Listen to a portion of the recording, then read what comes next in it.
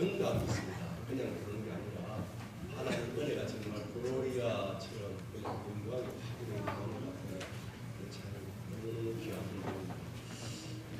여러분들 교회가 어떻게 개척되어졌는지에 관한 말씀을 박종수 목사님에게 늘 많이 들었습니다. 그리고 이 불모지 같은 곳에 이렇게 귀한 교회 다니는 선대는 여러분들 수고가 얼마나 많았던가 하는 것들도 그 많이 들었습니다.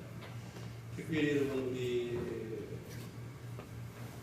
최 목사님 이렇게 일할 목사님 사실은 제가 그 이전부터 소식을 많이 들었습니다.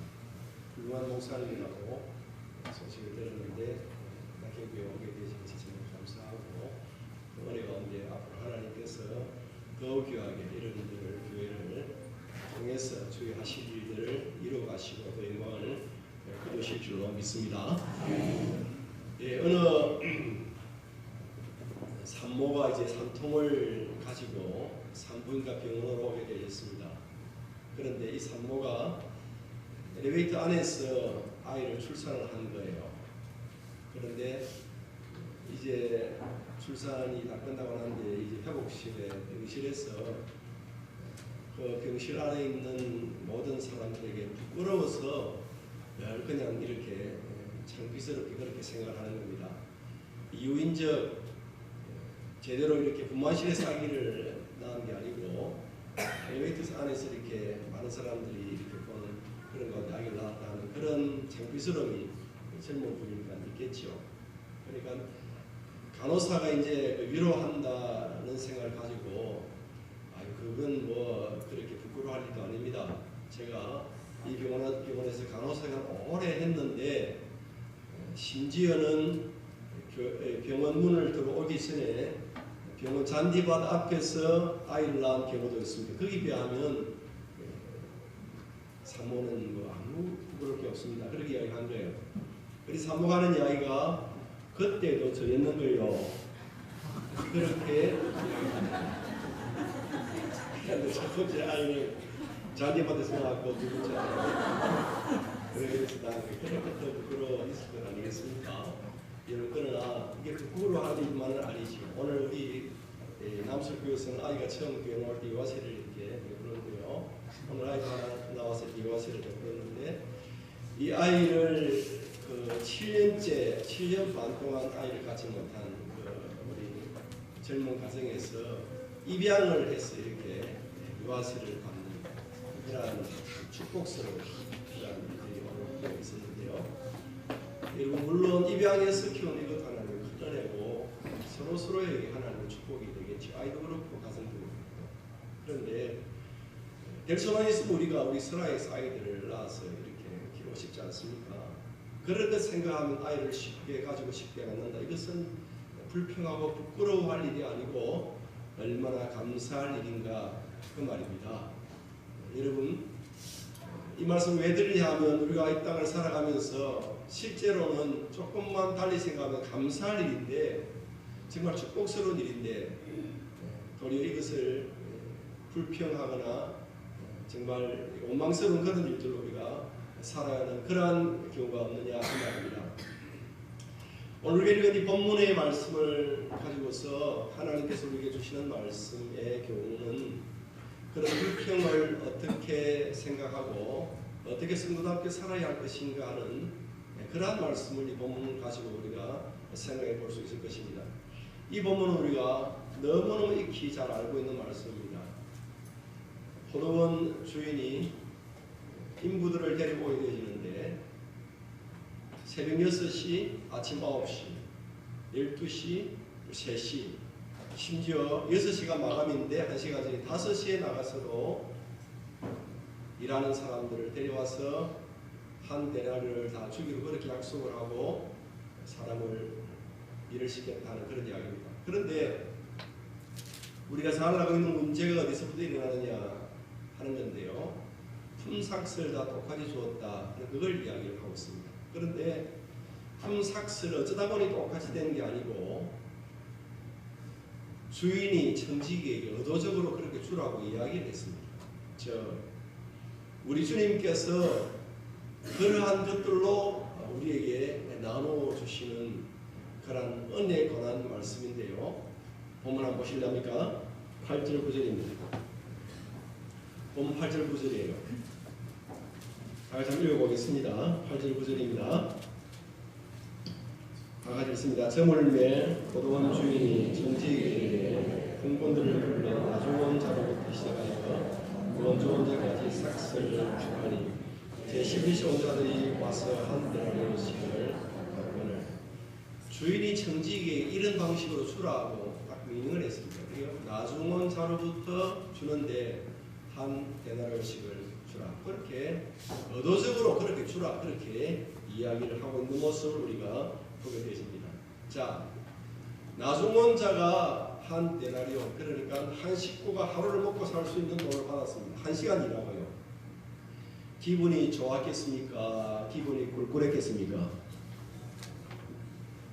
아무 관심이 없습니까? 얼마나 기분이 좋았겠습니까? 1시간 일하고 온 식구가 하루를 살 수 있는 돈을 받았습니다.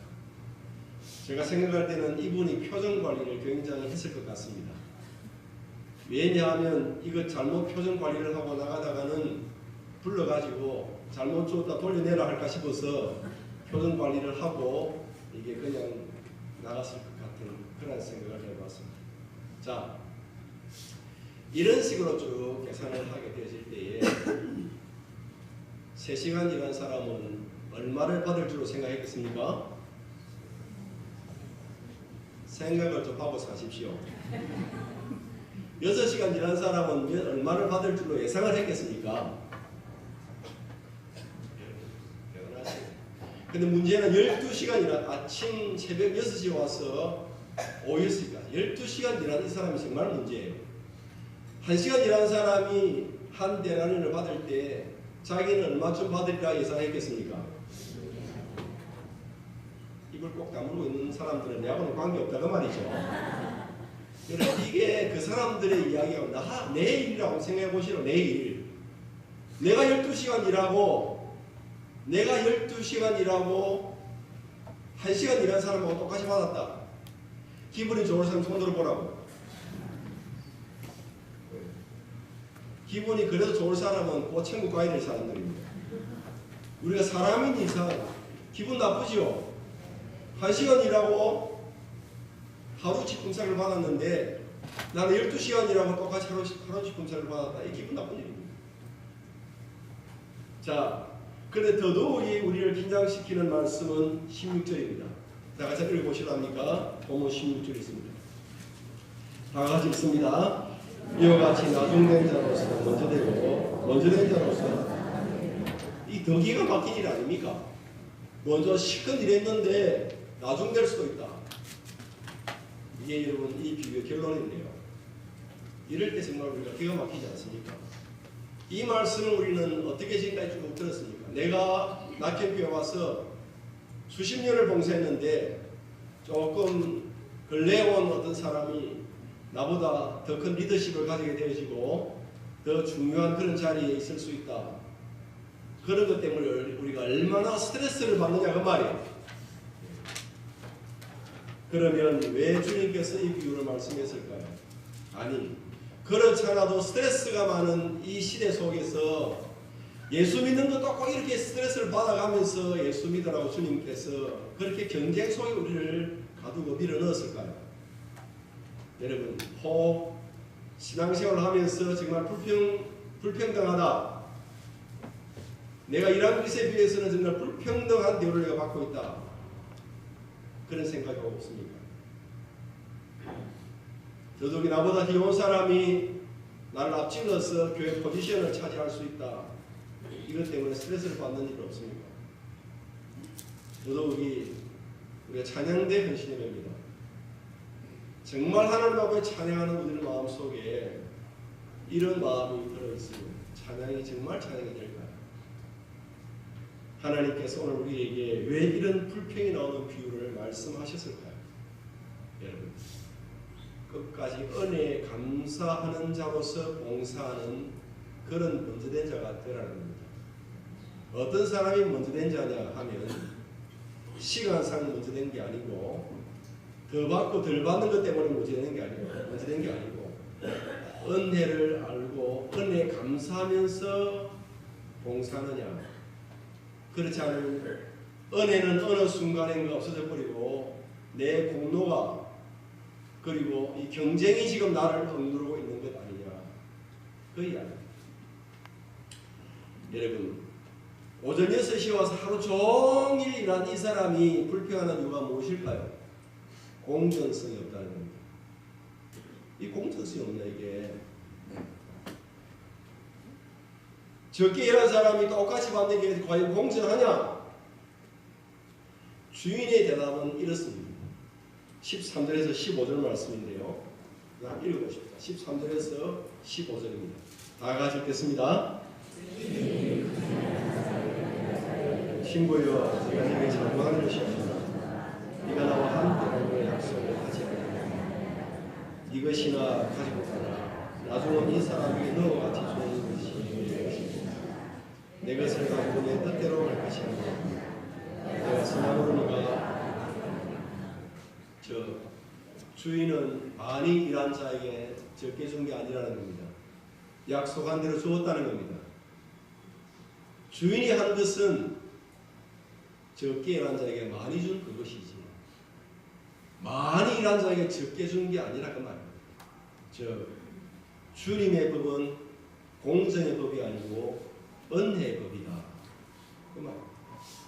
우리를 사랑하시는 우리 주님은 하나님은 우리 세상의 법으로 공정으로 우리를 저울질을 하는 게 아니고 어떠한 경우에도 은혜로 우리를 살펴주시는 분이 우리 주님인 줄로 믿으시기를 바랍니다. 이 모두가 요즘 일자리가 우리도 지금 우리나라도 없어집니다만은 그 당시에 로마의 지배를 받고 있는 이 유대인들에게서 일거리가 없는 거예요. 그래서 인력 시장에 새벽부터 나와 있는데 서주는 사람이 없는 거예요. 아침 일찍 데려간 것도 은혜고 마지막 1시간 남아있는 이 사람 데려간 것도 은혜랍니다. 다 은혜로 데려가서 하루를 먹을 수 있는 품삯을 준 게 은혜라 그 말입니다. 여러분, 이 비유의 결론은 16절 말씀을 다시 한번 읽어보겠습니다. 본문 16절입니다. 다 같이 읽겠습니다.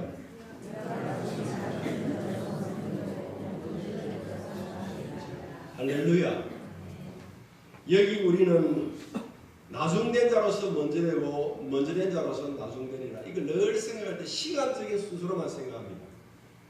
시간적으로만 이거 보니까 우리는 스트레스와 주의 일을 하면서도 경쟁에 붙어가지고 지금 이 일을 하게 될 수도 있다고 말이에요. 그런데 물론 먼저와 나중은 시간적인 의미도 있습니다만은 더 중요한 것은 먼저라는 이 말 속에는 가치 있는 의미 있는 인정받을 만한 그런 뜻이 있다는 겁니다. 나중이라 이 말 속에는 의미 없는 가치 없는 인정받지 못할 그런 의미가 이 말 속에 들어있습니다. 하나님의 은혜에 감사하면서 내가 아침부터 일했던 저녁에 부름받았던 점심때 부름받았던 일거리가 없는 나를 부르신 거기에 감사해서 일하는 사람이 먼저 된 자요. 그리고 어느 순간 은혜는 잊어버리고 내가 한 만큼 왜 이렇게 공정하지 않느냐 하는 그런 생각을 하게 되실 때 우리 나중된 자의 처지에 지금 빠져있게 되신다 하는 그런 얘기입니다. 사랑하는 성도들 보세요. 많이 수고하고 헌신하는 이 사람들의 공통점이 있습니다. 자칫 잘못하면 이 공통점에 빠지게 되어지는데요. 뭐냐면 은혜를 잊어버리는 거예요. 주로 많이 수고한 사람들이 빠지는 시험이 뭡니까? 은혜를 잊어버리는 거예요. 하나님의 은혜로 죄 용서받지 않았습니까? 하나님의 은혜 없이 십자가의 이 사랑을 우리가 어떻게 알게 되었겠습니까?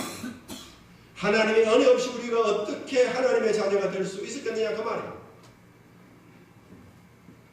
그러나 은혜로 살아왔던 내 인생이 공정성을 생각하고 경쟁을 생각하게 되시면 은혜는 잊어버리고 불평과 원망이 우리 입에서부터 나올 수밖에 없다는 겁니다.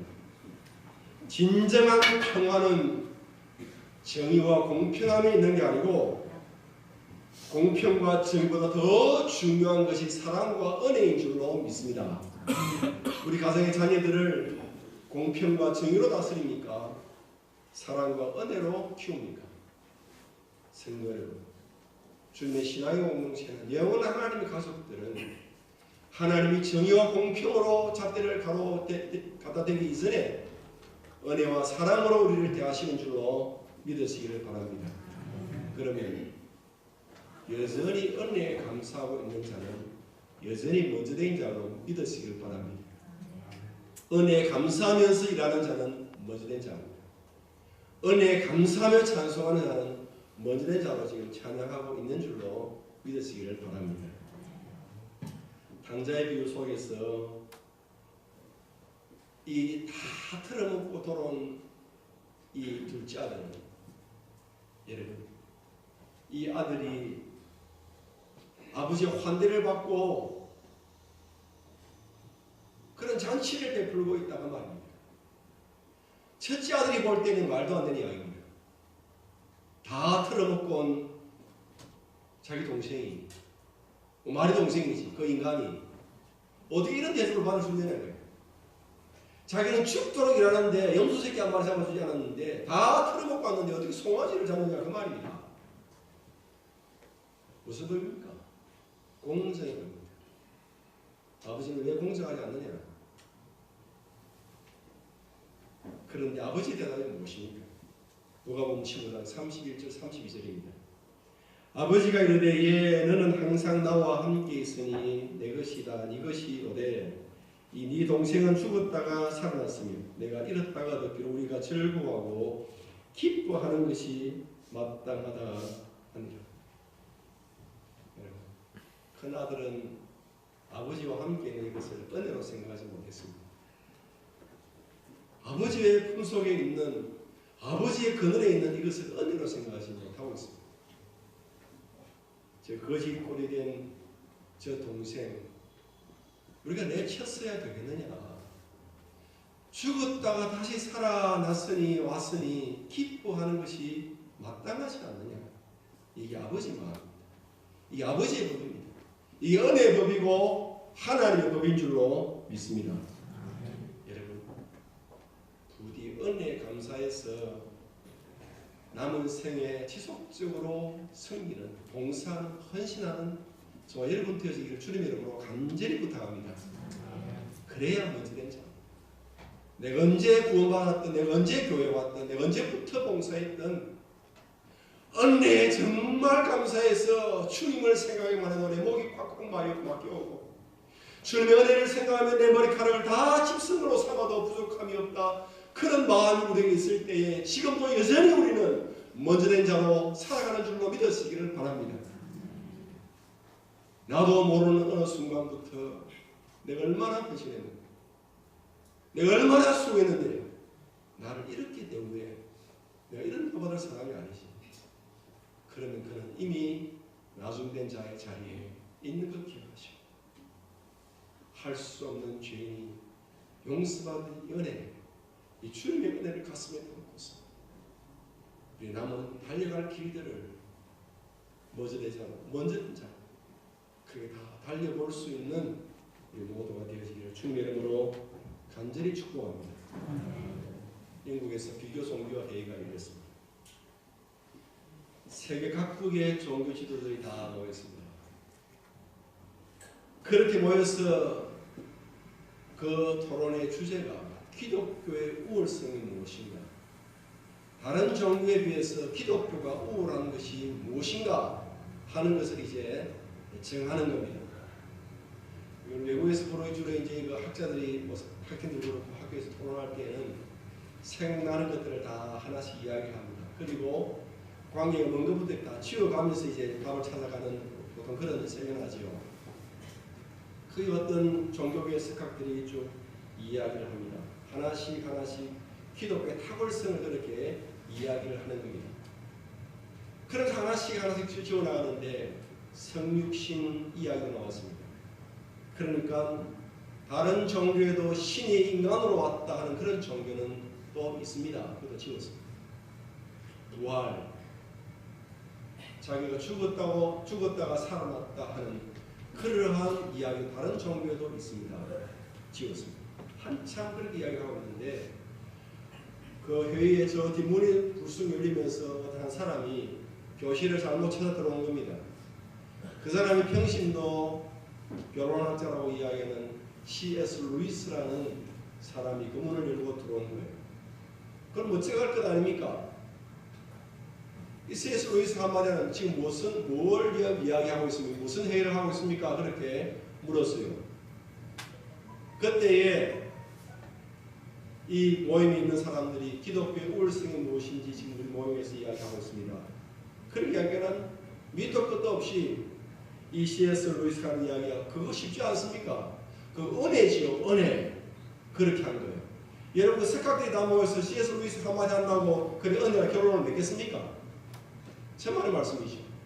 그럼 그렇게 나갔고 계속해서 회의가 시작됐습니다. 그런데 결국은 참석자들이 C.S. 루이스의 말로 결론을 내릴 수밖에 없었다는 그런 이야기입니다. 불교는 고행이다. 힌두교는 업보다. 유대교는 선민 언약이다. 그리고 이슬람은 법정이다. 모두가 인간의 노력을 따라서 인정받으려는 그러한 길들이 이 땅의 종교인데 하나님의 값없이 주신 무조건적인 사랑으로 은혜로 말미암아 세워진 종교가 바로 기독교다 하는 그런 결론을 맺었다는 겁니다.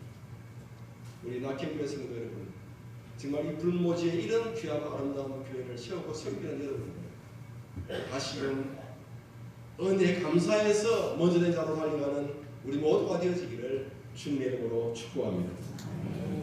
그러면 어떻게 우리 끝까지 우리 생을 다 하는 그 시간까지 감사로 정말 은혜에 감격해서 먼저 된 자로서 그렇게 충성할 수 있을까요? 대가를 바라지 말고 헌신하는 우리 모두가 되어지기를 정말 간절히 부탁의 말씀을 드립니다. 오늘 주님의 이 포도원 품꾼의 비유는 어떻게 시작되어지느냐 하면 베드로의 질문으로부터 이 비유가 시작되고 있습니다. 마태복음 19장 27절 말씀인데요. 우리가 읽었던 이 10장 바로 앞에 19장 마태복음 19장 27절 말씀 우리 같이 한번 보도록 하겠습니다. 성경 한번 펴보시죠. 마태복음 19장 27절입니다. 다 같이 한번 읽어보겠습니다. 이에 베드로가 대답해 이르되 보소서 우리가 모든 일을 버리고 주를 쫓아서는데 그런지 우리가 베드로의 질문으로부터 예수님의 포도 품꾼에 관한 비유와 사실은 시작되고 있습니다.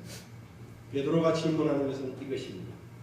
주님, 내가 온통 주님을 위해 헌신했는데 그럼 나에게 돌아올 것은 무엇입니까? 그렇게 질문했다는 겁니다. 근데 보세요. 베드로가 처음 주님께 부름받았을 때 이런 마음을 가졌을까요? 베드로가 처음 주님께 부름받았을 때 부름받는 그 자체가 너무 좋아서 배도 버리고 집도 버리고 그렇게 그물도 버려놓고 주님을 따르지 않았습니까? 주님의 부르심 그 자체가 영광이었습니다.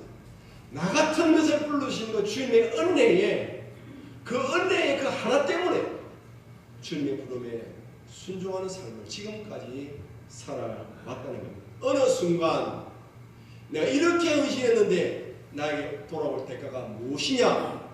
그런 생각을 하고 베드로가 물을 때에 우리 주님께서 이 비유를 말씀하셨고 저 언제부터인지는 모르게 베드로의 마음속에 들어와 있는 이 공로의식과 보상 심리에 관하여서 어떻게 어떤 자신을 가지고서 남은 제자의 삶을 살아야 할 것인가 하는 것을 이야기를 해주고 있습니다.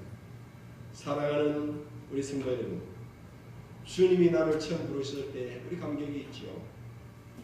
정말 주님 처음 인격적으로 만났을 때 주님 앞에서의 환희, 정말 빨간불가로 뛰어나가서 내가 주님을 만났습니다. 내가 정말 주님 때문에 살았습니다. 내 엄청난 죄가 용서되어졌고 나는 하나님의 자녀가 되어졌고 나는 영생을 가졌습니다. 이 감격으로 우리가 봉사를 시작하지 않았습니까? 이 은혜가 있었기 때문에 주를 위해 정말 헌신해보고 싶었고 무엇인들 아낌없이 내 목소리를 위시해서 내 모든 정성을 다해서 주를 위해 살고 싶지 않았냐 그 말이에요.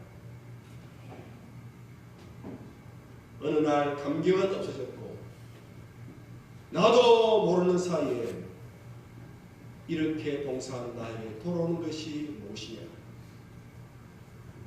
그런 생각을 가질 때 아쉽게도 베드로와 똑같이 나중된 자리에 지금 우리는 가 있다 그 말입니다. 사랑하는 성도 우리 달려가는 길 다 달릴 때까지 여러분의 봉사와 헌신보다 늘 은혜가 크기를 주님 이름으로 축복합니다. 내가 드리는 봉사와 희생보다 은혜가 크면 문제가 안 돼요. 은혜가 너무 커서 내 봉사는 하찮은 것으로 생각되시면 문제될 게 없어요. 그러나 내 봉사가 부각되시면서 은혜가 작은 것으로 적은 것으로 그렇게 여겨지게 되실 때 나도 모르는 사이에 나중된 자의 자리에서 서 있게 되신다 그 말입니다. 여러분 신약 성경에서 주를 위해서 가장 많은 헌신한 사람이 누구입니까? 사도 바울입니다. 그런데요 우리가 이걸 알아야 돼요. 내가 열심히 해놓고 내가 열심히 안 했습니다. 그건 아니잖아요. 열심히 한 건 열심히 한 것이지요. 그러나 은혜가 더 크면 됩니다. 아무리 열심히 해도 은혜만 더 크면 여러분 교만하지 않고 나중된 자리에 가지 않고 은혜만 더 크면 열심으로 한 그것이 늘 하나님의 영광으로 우리 앞에 있을 줄로 믿으시기를 바랍니다. 사도 바울이 나는 수고 많이 했다 그렇게 자기 이야기해요. 많이 사람 좀 교만하네 그렇게 말할 수 없는 것은 사도가 내가 다른 사도보다 열심히 했지만 그러나 나의 나 된 것은 내가 할 수 있었던 것은 하나님의 은혜로 할 수 있었다. 그럴 때에 그가 하늘이라는 자긍심도 가지면서 교만하지 않고 주를 위해서 달려갈 수 있는 그런 사람이 되어졌던 건 아닙니다. 고린도전서 10장 5장 15장 10절 말씀이에요. 그러나 내가 나된 것은 하나님의 은혜로 된 것이니 내게 주신 그의 은혜가 헛되지 아니하여 내가 모든 사도보다 더 많이 수고하였으나 내가 한 것이 아니요 오직 나와 함께 하신 하나님의 은혜로라. 할렐루야. 많이 수고하셨습니다. 여러분 교회도 알고 사람도 알 만큼 우리가 수고한 분들이 많을 거예요. 더더욱 하나님도 알아주십니다. 성도는 자긍심이 있어야 됩니다. 내가 주님을 사랑하고 주를 위해 살아왔다는 자긍심이 있어야 되죠. 그러니까 그것 때문에 교만하지 않고 나중된 자의 자리에 가지 않고 시험에 빠지지 않으려면 하나님의 은혜로 했습니다. 하나님의 은혜가 있었기에 오늘 내가 그 일들을 할 수 있습니다. 그런 열심을 할 수 있었던 것은 하나님의 은혜 때문이었습니다. 그렇게 고백할 수 있는 저와 여러분 되어지기를 주님의 이름으로 축복합니다. 우리 교회가 지금 한국 교회가 당면한 문제가 몇 가지 있는데요. 첫 번째는 이단, 특별히 여러분 기성을 부르는 신천지 같은 이단이 지금 한국 교회의 큰 문제거리입니다. 두 번째는 세속화입니다. 교회 가운데 들어오는 세상적인 물결 이걸 막아내지 못하면 결국은 유럽 교회 짝이 날 것이라 그렇게 우리가 생각하고 있습니다. 그 중에 하나가 또 다른 문제가 되어지는 동성애. 이게 지금 한국 교회 문제가 되고 있습니다. 마지막으로 문제가 되는 것은 모슬림입니다. 이슬람교육의 문제가 되는데 지금 우리가 이걸 피부로 느끼지 못하고 있습니다. 근데 우리나라 1%가 채되지 않기 때문에 이들은 숨을 죽이고 평화의 종교라 그는 테러하는 그런 사람들은 극렬한 그런 분자기 때문에 그렇게 한다 이야기하지만 이 퍼센테이지가 3, 4, 5% 넘어가게 되면 그때부터는 달라집니다. 그때부터는 국회의원들이 한 표 한 표가 중요하기 때문에 이슬람 이 종교가 5% 넘어가게 되어지면 자기 이야기를 하게 되어지고 이제는 그 정도 되어지면 테러를 하게 되어지는데 그러면 정치하는 사람들이 반대 이야기를 했다가 자기가 테러 당할까 싶어서 이야기를 못하게 되어지는 그러한 때가 지금 닥쳐오고 있다. 그런데 한국 견역이 너무 지금 안일하게 대처하고 있다. 그런 이야기입니다. 여러분, 이 문제는 물론 극렬한 이 모슬림이 들어오지 못하도록 정부가 대처를 해야 됩니다. 다행스러운 것은 지금까지 들어온 우리 모슬림들은 온건한 사람들이 많이 들어왔습니다. 들어와 있는 이 사람들을 내쫓을 겁니까? 어떻게 할 겁니까? 그들을 변화시킬 수 있는 것은 예수의 사랑입니다. 율법으로만 하면 그들이 우리보다 훨씬 더 강력합니다. 그들을 넘어설 수 있는 것은 예수 십자가의 사랑으로 우리 선교사들이 모슬림 지역 들어가서 선교를 하듯이 우리가 지금 우리 주위에 있는 그 사람들을 예수의 사랑으로 품고서 그렇게 지금 선교를 해야 되는 그런 입장입니다. 근데 참 아이러니인데요. 중동 지역에 이슬람이 많다. 이것은 우리 이스마엘 후손이라 그렇게 우리가 생각하지 않습니까? 그런데 제가 이 선교를 이렇게 쭉 살펴보면서 이 북부 아프리카 지역, 뭐 수단, 나이지리아 이런 지역에 왜 그렇게 모슬림들이 많고 심지어 모슬림 나라가 되어졌느냐 그 말입니다. 이건 중동하고 전혀 상관이 없잖아요. 아프리카 북쪽인데요. 왜 이렇게 되었느냐? 십자군 영향 탓이라는 겁니다. 이 무자비한 십자군의 폭력성을 보면서 그 인근 이 나라들의 마음이 돌아섰다는 겁니다. 저런 폭력적인 종교보다는 모슬림 쪽으로 간다. 그걸 갔다는 겁니다. 더더욱이 놀라운 사실은요. 인도네시아는 인구가 2억 5천만 쯤 되는데요. 2억 3천만 쯤 90%가 넘게 이슬람을 믿고 있습니다. 아니 중동도 아니고 그 여행을 받은 북부 아프리카도 아니고 어떻게 뚝 떨어져서 아시아의 인도네시아가 어떻게 이런 모슬림 나라가 되어지느냐. 인도네시아가 영국의 지배를 받았습니다. 영국의 식민지였습니다. 영국이 식민지를 하면서 차별주의를 폈는데 사회적으로는 물론이고 교회 안에도 차별화했다는 겁니다. 그래서 결국은 그 인도네시아의 민심이 기독교를 떠나서 지금 모슬림화되어 90% 이상이 모슬림화되어 있단 말입니다. 여러분 우리가 알잖아요. 식민지 하면서 대가를 바라고 종교를 갖다 심으면 될 것 같지만 그게 다 반감을 일으키고 지금 되지 않는 이런 모습들이 대가를 바라고 복음을 전한 결과 이렇게 지금 되어졌다 그 말입니다. 사랑하는 성도 여러분, 정말 우리가 어떻게 은혜에 감사한 자로서 주님 앞에 봉사하는 먼저 된 자로 끝까지 갈 수 있을까요?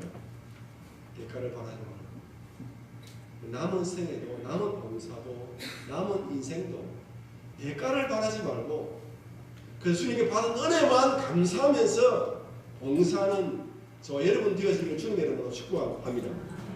그럴 때 늘 감격이 있고 찬송이 있고 기쁨이 있는 먼저 된 자로서 그렇게 우리가 섬길 수 있게 될 것입니다. 하나만 더 말씀드릴게요. 끝까지 은혜에 감사해서 헌신하는 먼저 된 자는 어떤 마음을 가져야 할까요? 빚진 자로서의 마음을 가지고 봉사하는 우리 모두가 꼭 되어지기를 주님의 이름으로 부탁합니다. 아무리 갚아도 다 갚을 길 없는 이것이 바로 하나님께 받은 은혜다. 이 빚진 자로서 우리가 봉사하게 되어질 때 끝까지 먼저 된 자로 은혜 감사하면서 충성하게 될 줄로 믿습니다. 본문 6절 7절 말씀이에요. 본문 6절 7절 말씀 20장 6절 7절 말씀 다 같이 읽어봅시다. 다 같이 읽겠습니다. 서 있는 사람들이 또 있는지라 이르되 있는지라 종일토록 놀고 있으리라. 이르되 우리를 품고 놀아서는 이가 없음이니라. 이르되 너희도 포도원에 들어가라. 할렐루야. 오후 5시에 너는 어찌 종일토록 여기 서 있느냐. 우리를 써주는 사람이 없습니다. 일찍 들어온 사람은 다른 데 갈 데 있었습니까? 일찍 들어온 사람도 갈 데가 없었어요. 여러분, 이 빚진 자로서 마음을 가지면 불평할 리가 없잖아요. 특별히 오후 5시에 와서 1시간 일한 이 사람은 정말 은혜가 얼마나 그 마음속에 많았겠냐 그 말이에요. 그래서 우리가 하는 이야기가 죄가 많은 곳에 은혜가 더한다. 이건 더 못된 인간이 더 많은 은혜를 받는다 그 말이 아니고, 내가 얼마나 큰 죄인인가를 깨닫는 사람은 더 큰 은혜 가운데 살아가게 되어지고, 그럴 때 충성하는 먼저된 자로 살아가게 되어질 것이다 하는 그러한 이야기입니다. 성도 여러분, 참된 헌신을 하는 사람들의 특징이 뭔지 압니까? 희한하게도 더 많이 헌신하고 더 많이 봉사하고도 늘 빚진 자의 마음이 있다고요. 이것이 참된 은혜 가운데 헌신하는 사람들의 특징입니다. 바울 사도가 한 이야기 가운데에 빚을 지지 말아라, 빚을 지지 말아라, 그렇게 사람의 빚 위에는 빚을 지지 말아라.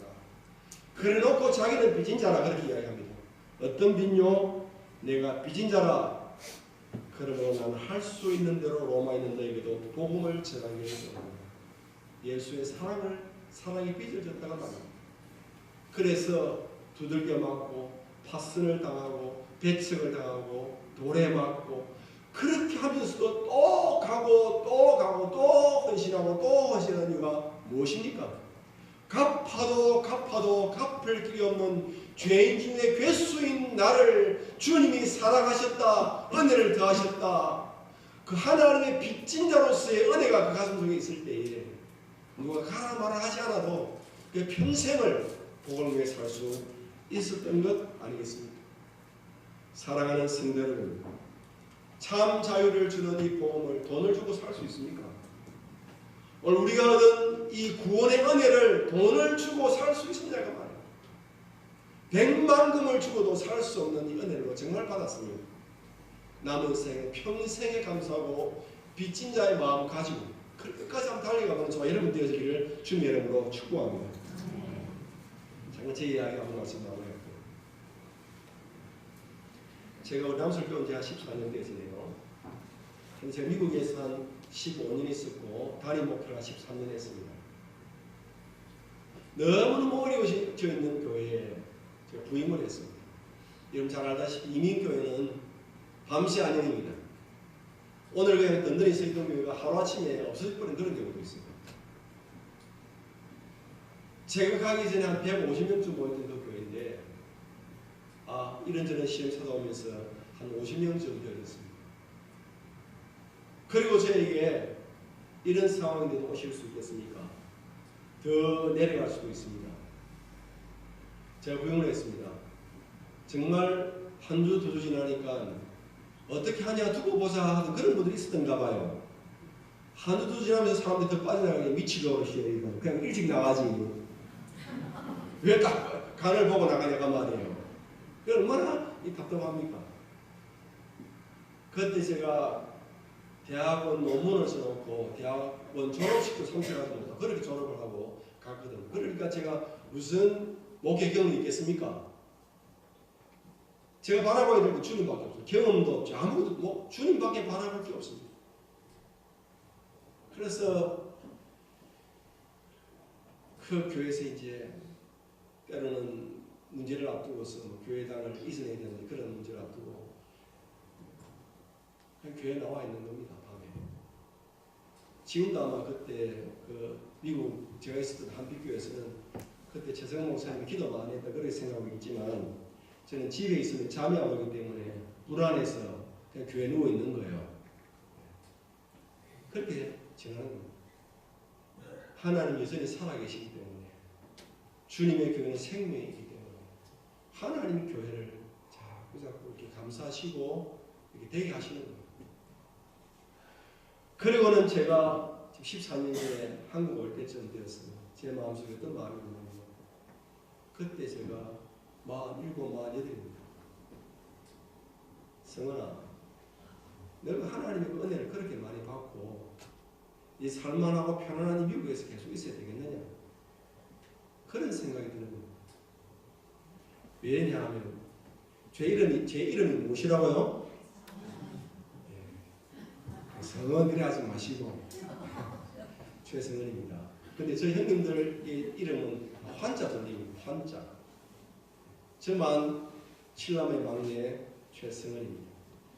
유산시키려고 하다가 어머니 신앙 양심상 유산을 못 시키고 태어나면서 이름을 한자 돌림으로 하지 않고 그냥 하나님 은혜를 가서 성은 그렇게 지금 이름 좋죠. 그러니까 어릴 때 계속 이제 아주 목사 될 아이라고 그렇게 다 그렇게 여기고 이제 있는 겁니다. 그런데 가정 환경이 큰형님이 어긋난 길을 가면서 너무너무 과장하기 어려운 거예요. 그러니까 나도 모르는 사이에 이 고등학교를 졸업하고 난 뒤에 어긋난 길로 간 겁니다. 어머니를 사랑하니까 차마 대놓고 엉뚱한 짓은 못하고 교회가 알게 엉뚱한 짓은 못하고 그냥 엉뚱한 짓을 하고 돌아다니는 겁니다. 그리고는 군에서 주님을 다시금 삶 가운데 만나는 겁니다. 그럼 다시 신학을 해야 되겠다 생각하고 신학을 하는 거예요. 여러분 우리 동기들을 보면 다 꿈꿨던 대로 다 되더라고요. 미국 가겠다 한 아이들은 다 미국 가서 교수로 다 들어갔고요. 서울로 가서 목회하겠다 했던 분들은 서울에 가서 다 목회하고 있더라고요. 그런데 말이 그만큼 중요한 거예요. 저는 그런 게 아무것도 없었습니다. 하나님의 은혜로 신학 다시 시작했기 때문에 아골골짝 든더라도 하나님 보내시면 갑니다. 하나님 어디든지 보내시면 갑니다. 한 저를 미국에 보내버리더라고요. 그래서 죽자고 고생하고 일구어진 그 미국 교회에서 편안한 것으로 이 젊음을 다 보내서는 안 되겠다 하는 그런 생각을 가지니까 한국에 들어와서 그냥 또 죽을 고생을 하면서 그 당시는 거기에 헌신할 수 있었던 것 같습니다. 물론 그럴 때 하나님께서 또 되게 하셔서 하나님의 교회가 이렇게 서 있는 모습입니다. 주님의 은혜에 감사하셨습니다. 이 남은 찰나 같은 시간들을 내 공로 내세우시고 주님의 은혜에 그저 감사해서 달려가 보시는 여러분 되어지기를 주님의 이름으로 부탁합니다. 하나님의 은혜는 너무 놀라웠습니다.